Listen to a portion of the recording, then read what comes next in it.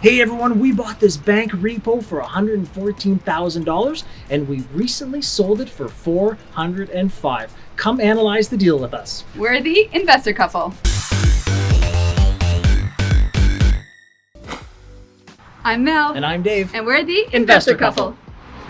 On this channel, we teach regular people just like you the secrets to time freedom, location freedom, and financial freedom through real estate investing. We upload videos every single week, so please make sure to subscribe and hit the bell. Please do it quickly because it's cold outside and I want to go in. Did you do it yet? Did you do it yet? Please. Today, we're going to show you how we took this duplex and converted it into a triplex. We're going to be walking through every single unit, showing you the work that we've done, the before and after. Make sure to stay right till the end because we're going to be going on the whiteboard and analyzing this deal to show you how much money we made in the end. So time to head in. Come on in. Let's go warm up. Welcome to unit 1 of 3. Now remember, when we purchased this property, it was a duplex. We chose to turn it into a triplex. Why? Because that helped with monthly cash flow, and we knew that it would help with the appreciation of this property. Just our bachelor apartment, as you can see, it's been drywalled. It's starting to look really good. So this used to be a blank canvas. We actually had to put a wall there to separate it from the back unit. We put a wall here to be able to create a washroom, and we actually had to put a wall right here for the second unit upstairs. Their walkway goes there. So this was a fire code wall. And we actually installed, every unit has its own panel and meter. So we did a lot of renovations in here. So follow us into the kitchen. But yeah, this is a bachelor apartment. So this is gonna be some people call it a studio, some people call it a bachelor, but it's basically an all-in-one encompassing unit. Yes, again, new countertops, new kitchen, and we created extra cash flow by creating this space. Now we had quite a few meetings with our teams because we were really trying to maximize on this space. So it's not something that first time around, we're like, I know there's space to do something, we just couldn't figure it out. We came back a couple of times and we finally got the perfect layout for this property. Yeah, it turned out really well. So follow me into the bathroom. Nice and clean, bright bathroom. New vanity, new shower with the glass doors. Obviously, the plumbers, when they did their final inspection or installation, their boots were dirty, but that'll get cleaned before the tenants move in. But yeah, nice, bright, clean bathroom, fully renovated. A tenant is gonna love living here. Now let's head over to unit number 2. Hey everyone, welcome to unit number 2. So over here is the washroom. Love this washroom, looks really nice. Again, everything was done very strategically. We added a corner shower. We also added sliding doors here on purpose. Now let's head over to the kitchen. Look at these railings. I just love what was done with this. It just gives that nice modern look and helps make the unit look even better. And what I love about it as well is that it's incorporated with the kitchen. Again, we created space. There wasn't a lot of space here, but wanted to really maximize to give the tenants the best experience they could get. Yeah, that wrought iron colors everywhere in the unit to kind of tie it all in. Now, this was probably my favorite unit in the entire building because of the vaulted ceilings and because of the loft. So again, we incorporate the kitchen with the living area, open concept. The tenants will love it. They can put bar stools here. This is going to attract a good tenant and a very good rent. And even having a shelf up here as well. Again, creating space when there's not a lot of space to work with always helps because people love having lots of room for their pots and pans and everything else. Yeah, so come this way. We'll show you the bedroom before we show you the loft. So right here off the living space is the bedroom with a bedroom actually for a queen size bed again. Lots of storage, and in the entrance we missed it, but there's also storage under the stairs again for tenants because they always love storage. Now let's go see the loft. I just love the look of this and how it all turned out. I think the person that rents this could use this as it's not a massive space, but like an artistic space. It could be a play area for kids. This is a very truly unique loft, and I just love how it turned out. Like Mel said, it truly ties in to the uniqueness of this apartment. So what do you think of these railings? Should we have stuck to the traditional white, or do you like the dark colors? And just remember, we're going to be heading over to the whiteboard to analyze all these numbers, so make sure to stay for that. Welcome to our 2-bedroom apartment. So come on in. As you can see, it's nice and bright. We painted, there's new floors, new windows as well. And over here is the kitchen. Absolutely. So we wanted to keep the kitchen part of the actual living room for the entertaining aspect. So we were going to do an island, but we decided to do a peninsula so that even more counter space. It's just, again, nice, bright, open. You can do your cooking, your entertaining, while still being part of that living room, right? Yes, and tenants can still add bench here, so you still have that little island feel as well. Now let's head over to the bathroom.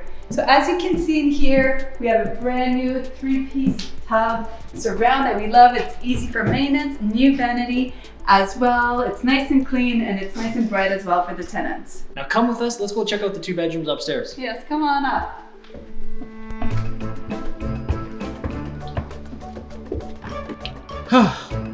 So many stairs. Dave, there's only a few of them. Hey, so we have a balcony right off the bedrooms. It's awesome. They can do their barbecuing. They can have, chairs for their morning coffee. So tenants love the balcony. We built it all out. You get a nice view of the backyard. And here's one of the 2 bedrooms. So we left it a good size. You can get at least a queen in here. There's a closet, new windows, new fixtures. Again, it's gonna get a high rent. And over here is the 2nd bedroom, but first I want to point this out. Here's the picture of what it looked like before compared to now. It's much safer now. And the 2nd bedroom over here. So as you can see, once again, nice and bright. It's a good size for the tenants. And of course, we made sure that they have a new closet. And here's a little bonus tip for you as well. Make sure to replace the light fixtures. It goes a long way with tenants. So we put nice new fans, so that way if it's hot in the summer, they can turn the fans on. So what do you think about this unit? Do you like it? Comment below. Let us know what you think. What you like or don't like. We'd love to see what you have to say. Yes, and give us a thumbs up if you're happy with the renovations we did. So now for the best part, analyzing the deal. Let's head over to the whiteboard. It's time to crunch some numbers. Now, as you may recall, we turned this duplex into a triplex, and we also did some upgrades, including the kitchens, the countertops, the fans and lighting, and also the railings as well. So let's see how this turned out.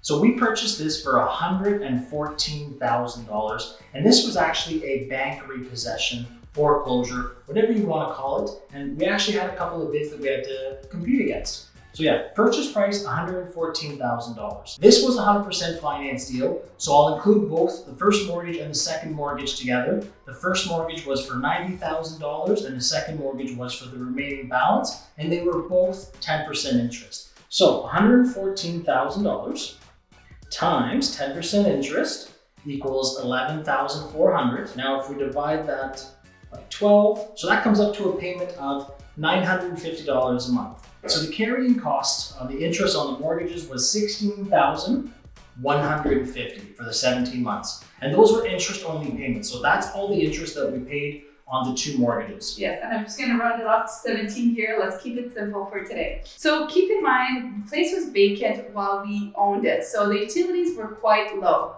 So for the entire 17 months that we carried it, including water, hydro, gas, that type of thing, it came up to roughly $5,000. The taxes we had to pay during that period of time was roughly $3,000. And all the numbers we're using have been rounded to show it a lot easier on the whiteboard here so that you can get the concept. I was gonna say, wasn't it like 25 or 2,600? Now the biggest expense here was the actual renovations, right?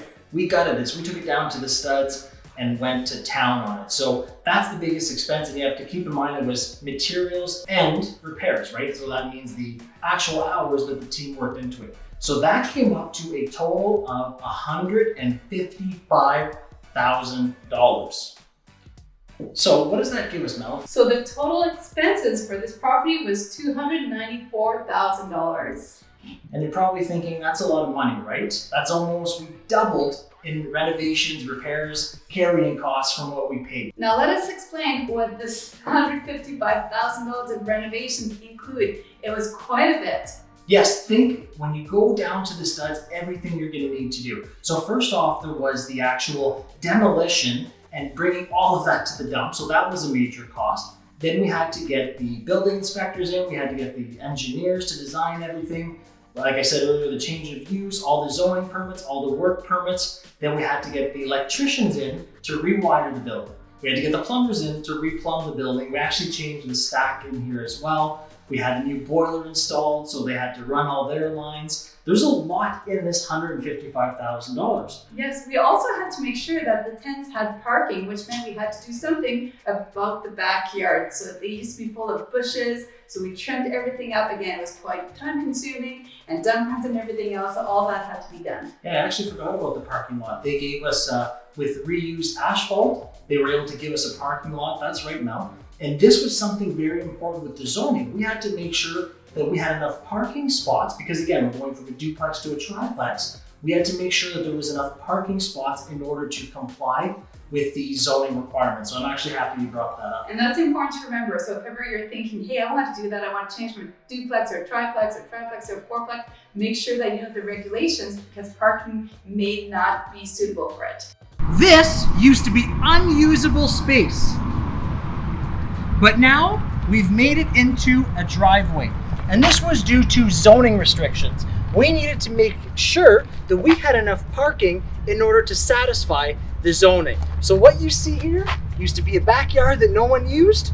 We now made it a gravel driveway. The tenants can all park. We have room for snow removal. And as you can see, there's still some greenery for them to enjoy. That is called thinking about usable space, maximizing every foot. A couple of last things that we did as well, I'm just looking around, new windows. Every single window is brand new. Every single bathroom is brand new. Every single kitchen is brand new. We had drywallers come in, drywall it. We got the roof done, flooring. So there's a lot that went into here. And 155 is a big number, but when you look at redoing an entire triplex, it's actually almost kind of down to $50,000 a unit, which is kind of in line to our estimations in the beginning. Yes, and keep in mind as well, new fridges, new stoves, these are all high-ticket items as well. At first, we were thinking about holding on to this property because that's typically what we do. However, for this property, we decided to sell it.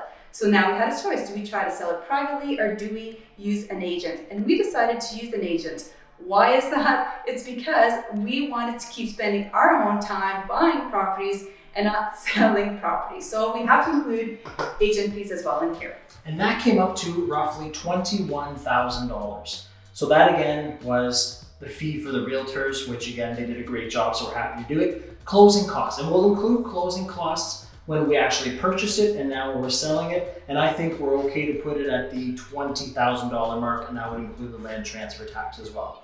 So closing costs, $20,000. Now let's total up the new total, which is $335,000. Now, so that's our total into this property from the renovations to selling it to closing it and paying everyone out. So what did we sell it for? $405,000. Which, the grand finale, what is the profit that we made after selling the property and after paying it all of this out? We are left with $70,000. So that's $70,000 in, let's say, 17 months. Again, Mel and I did not do any of the renovations here ourselves. We had the realtors sell it. We had our team do the work. So that's not bad in 17 months for something that was passive for us. Exactly. Now, could have this been a little bit more, maybe 80, maybe 90 if we did some of the work ourselves? Yes, but think of it this way. While somebody else was doing the work, we still made this after all expenses, and we were also able to buy another 100 units that we recently purchased as well. Now again, full disclosure, because I know we're going to get the comments below, and you're right. This we're going to get taxed on. I agree, there's going to be capital gains on it, so it's bigger picture. So we're going to be talking to the accountants about the capital gains and how to make our tax implication be as minimal as possible. Now this was purchased in a corporation, so we're going to be giving our accountants wiggle room to help us out with our tax situation with this. But again, grand scheme of things, $70,000. Yes, we'll pay tax on it, but it's pretty passive, and this is why we decided to sell it as opposed to just refinancing it. Yes, so what do you think? Would you purchase this one? Was it a bad purchase? Comment below. We're going to read the comments ourselves. We're always curious to see what you guys think. And if you want to find out which renovations gives you the best return on investment, make sure to check out this next video. I'm Mel. And I'm Dave. And we'll see you there.